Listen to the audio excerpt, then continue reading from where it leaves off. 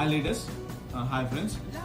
ఈ వీడియో చేయడానికి కారణం ఏంటంటే ప్రతి ఒక్కళ్ళు కూడా సొసైటీ గురించి ఆలోచించాలి, అలాగే మన నేచర్ గురించి మనం ఆలోచించుకోవాలి. ఎందుకు ఈ మాట అన్నానంటే గతంలో జరిగిన ఏదైతే కరోనా ఎఫెక్ట్ వల్ల ఆర్థికంగా ఎవరు కూడా సెట్ అవ్వలేదు.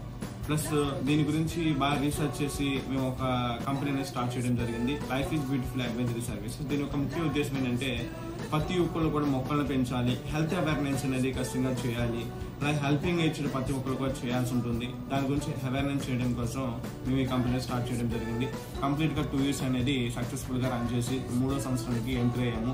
ఆల్రెడీ ఎందుకు మొక్కలు పెంచాలని చెప్తున్నాను. ఎగ్జాంపుల్ ఢిల్లీ అని చూసుకుంటే, ఢిల్లీలో ఆల్రెడీ ఏం జరిగింది, పొల్యూషన్ బాగా పెరిగిపోవడం వల్ల, మొక్కలు లేకపోవడం వల్ల కూడా చాలా వరకు ఆక్సిజన్ దొరకట్లేదు. వాటర్ ఎలా కొనుక్కుంటున్నామో మనం కూడా అలాగే గాలిని కొనుక్కునే పరిస్థితికి వస్తుంది. అలాగే మన ఏపీ అని తెలంగాణ ఇండియాలో ఓవరాల్గా చూసుకుంటే అలాగే ఇక్కడ మొక్కలు పెంచే ఉద్దేశం సరిగా ఎవరికి కనిపించడం లేదు. ఎవరి పనులు వారు బిజీగా ఉంటున్నారు. సొసైటీ గురించి మనం ఆలోచించకపోతే నెక్స్ట్ జనరేషన్ ఏదైతే నెక్స్ట్ తరానికి ఏంటి భరోసా అంటే ఒక విధంగా చూడండి, ఇప్పుడు ఆల్రెడీ మనకి దేవుడు ఇచ్చిన 100 సంవత్సరాలు వెళ్తే మనకి 60 సంవత్సరాలు పడేసుకున్నాం. పొల్యూషన్ వల్ల, కల్తీ ఫుడ్స్ వల్ల. అవునా కదా? ఇది వాస్తవం. ప్రతి ఒక్కరు ఒప్పుకోకపోయినా ఇదైతే జరిగేది, ప్రజెంట్ జరుగుతున్నది. మనం దీన్ని మార్చాలంటే ఏం చేయాలి? ప్రతి ఒక్కరు కూడా మొక్కలను పెంచుకుని, మన చిన్నపిల్లలు చూడండి, ప్రతి ఇంట్లో ఏం చేస్తాము, చిన్నపిల్లలు మొబైల్ బాగా అలవాటు చేస్తాం. దానివల్ల ఏమైపోతుంది ఒకసారి ఆలోచించండి మీరే. వాళ్ళకి మైగ్రేషన్ అన్న చిన్న పిల్లలు ఇక్కడ స్పెట్స్ పడిపోతున్నాయి.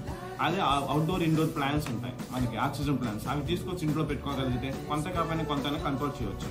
అలాగే ఈ హెల్త్ అవేర్నెస్ ఏవైతే ఉందో, మనం ఇవన్నీ చెప్పేవాళ్ళు సరిగ్గా లేక మనం పట్టించుకోవట్లేదు. మనం ఏమంటే ఒక ప్రాబ్లం వచ్చిందనుకోండి వాట్సాప్లో షేర్ చేసుకుంటున్నాం, కానీ అది కరెక్ట్ కాదు కదా.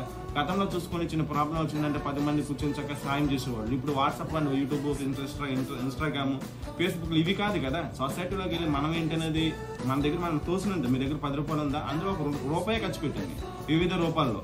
అంటే మీకు వచ్చే సంపాదనలో మన నేర్చుని మనం కాపాడిన చుట్టుపక్కల సొసైటీ గురించి మనం ఆలోచించగలిగితే మన గురించి కూడా ఎవరో ఆలోచిస్తారు. మనం సాయం చేస్తాం అనుకోండి, ఎదుటి వరకు మనం సాయం చేస్తాం. మనం చేయకపోతే ఇక్కడ సొసైటీ గురించి చూసుకోండి, చదువుకుని ఇయర్లు చాలా మంది బయటకు వస్తున్నారు, వాళ్ళందరికీ జాబ్స్ ఉన్నాయి. మన ఏపీలో చూసుకుంటే ఒక ఇండస్ట్రీ లేదు, ఒక ఫ్యాక్టరీ లేదు, చదువుకుని ఇయర్లీ లక్షల మంది బయటకు వస్తున్న జాబ్స్ వీళ్ళకి.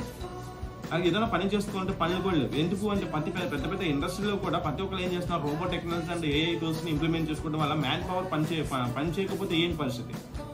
రోబో ఏంటి? రేపు రోబోని అంటే ఏ ఇంటెలిజెంట్ ఆర్టిఫిషియల్ ఇంటెలిజెంట్ పెట్టేసుకుని వెళ్ళిపోతే కనుక జనాలకి ఏంటి? జనాలకు పని ఉంటేనే కదా చేసుకునేది. చదువుకుని బయటకు జాబ్స్ ఉంటాయి కదా చేసేది. ఆ డబ్బులు లేక చాలా మంది సఫర్ అయ్యేది. ఏదైనా చెడు అలవాటు పడిపోతున్నారు. చిన్న యూజ్ మంచి ఏజ్లో ఉన్న పర్సన్స్, మంచి ఏదైనా స్కిల్స్ ఉన్న డెవలప్ చేసుకున్న పర్సన్స్ కూడా చెడు అలవాట్లకి అట్రాక్ట్ అయిపోతున్నారు. దేనికి? జాబ్స్ లేక, ఇన్కమ్ సోర్స్ లేక. అవునా? వ్యవసాయం చేసుకుందామంటే అక్కడ కూడా సరిగ్గా 3 నెలలు పండితే మళ్ళీ 3 నెలలు నెక్స్ట్ వచ్చే పంట పండుతో లేదో గ్యారెంటీ లేదు. ఎందుకంటే నీళ్ళు లేవు. ముందే మనకేం చేయాలి, మొక్కలు పెంచితే ఏర్లో పీల్చుకుంటాయి, పైకి వస్తాయి. ఇప్పుడు చూడండి, పాత రోజుల్లో చూసుకుంటే 10 అడుగులు 15 అడుగులు తీస్తే బావి అంటే వాటర్ పైకి ఉండే అందరికి కూడా. ఎండాకాలం వచ్చేసరి ఉండేది.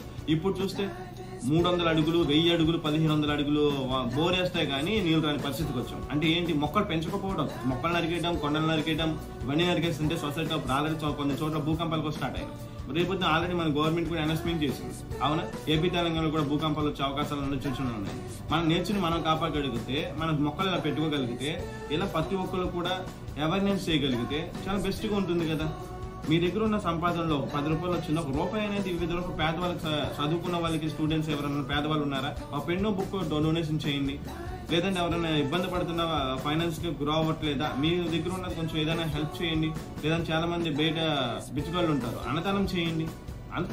ఆ వీధిలో ఉన్న వాళ్ళు ఏదో ఒక చిన్న వర్క్ చేసుకుని, చిన్న ₹1 ట్రస్ట్లు ఉంటాయి, ట్రస్ట్కి డొనేట్ చేసి వాళ్ళు చేస్తున్నారు లేదనే చూసుకుని వాళ్ళని కూడా ఒక విధంగా చేయగలిగితే సొసైటీ మనం ఏదైతే నేచర్కి ఇస్తామో నేచర్ తిరిగి మనకే ఇస్తుంది. మీరు మంచి చేయండి, మంచి తిరిగి వస్తుంది.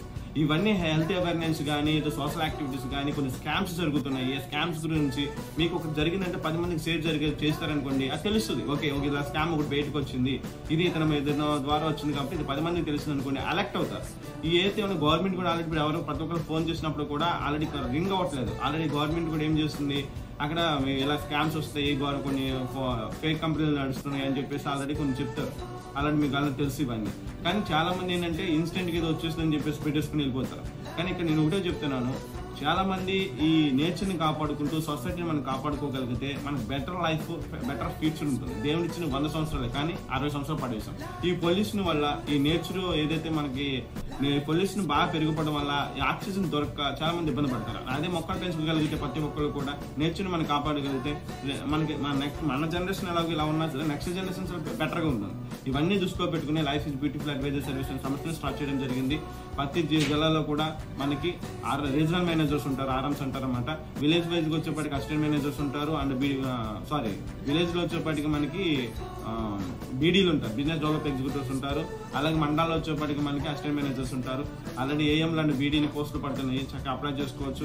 హెల్త్ అవేర్నెస్ అని చెప్పేసి ప్రతి ఒక్కరు కూడా ప్రతి ఇంటికి కూడా మంచి సజెషన్స్ ఇస్తూ ఫైనాన్స్కి ఎలా గ్రో అవ్వలేదండి ఫైనాన్స్ అడ్వైజ్ చేసుకుంటూ మంచి ఇప్పుడు ఆల్రెడీ 2000 మందిని ఇదే విధంగా సజెషన్ చేసుకుంటూ తీసుకొచ్చాము.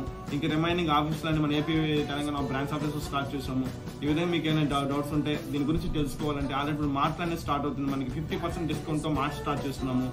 మాటల గురించి కానీ ఇంకా ఎంప్లాయ్మెంట్స్ గురించి కానీ ప్రతి ఒక్కరికి తెలియాలి అంటే మీకు ఆల్రెడీ మీ కుటుంబంలో ఎవరో చదువుకుని ఖాళీగా ఉండొచ్చు. మన ఆఫీస్కి విజిట్ చేయండి. మన విజయవాడలోనే బెంచ్ సర్కిల్ దగ్గర ట్రస్ట్ హాస్పిటల్ ఎదురుగానే మన ఆఫీస్ ఉంటుంది. దీని మెయిన్ హెడ్ ఆఫీస్ వచ్చేప్పటికి Visanapeta, NTR district and Andhra Pradesh. Visanapeta phone number వచ్చేప్పటికి హెడ్ ఆఫీస్ ఫోన్ నెంబర్ వచ్చేప్పటికి 9441546933. దీనికి కాల్ చేయండి. మీకు కాల్ చేస్తే మన స్టాఫ్ లిఫ్ట్ చేస్తారు. మీకు ఏ ప్రాబ్లమ్స్ ఉన్నా సరే చెప్పొచ్చు. అలాగే మీకు ఏమైనా డౌట్స్ ఉన్నా సరే క్లారిఫై చేసుకోవచ్చు. జాబ్ వేకెన్సీ ఆల్రెడీ పడుతున్నాయి, మీరు ఆల్రెడీ పేపర్లో కూడా వస్తే చూసి కాల్ చేసుకోవచ్చు. డైరెక్ట్ విజయవాడ ఆఫీస్కి రావచ్చు, లేదంటే ఇక్కడికి వచ్చినా సరే మీకు మీ యొక్క క్వాలిఫికేషన్ ప్రకారం ఏ జాబ్ అయితే ఫిట్ అవుతుందో చూసుకుని మీరు మిమ్మల్ని ఇంటర్వ్యూ చేసి మంచి జాబ్ అయితే ఇవ్వడం జరుగుతుంది. ఓకే, దీని గురించి మరిన్ని వివరాలు కావాలనుకుంటే కనుక డైరెక్ట్ డిస్ట్రిక్ట్ వైజ్గా ఆర్ఎంస్ ఉంటారు ఏపీ తెలంగాణలో మనకి. వాళ్ళని కాంటాక్ట్ అవ్వండి. వాళ్ళ కాంటాక్ట్ మరిన్ని డీటెయిల్స్ అన్ని మీకు ఇస్తారు. దాన్ని బట్టి మీరు ఒక ఇంట్రెస్ట్ ఉంటే కనుక డైరెక్ట్ కాంటాక్ట్ అవ్వచ్చు. ఓకే.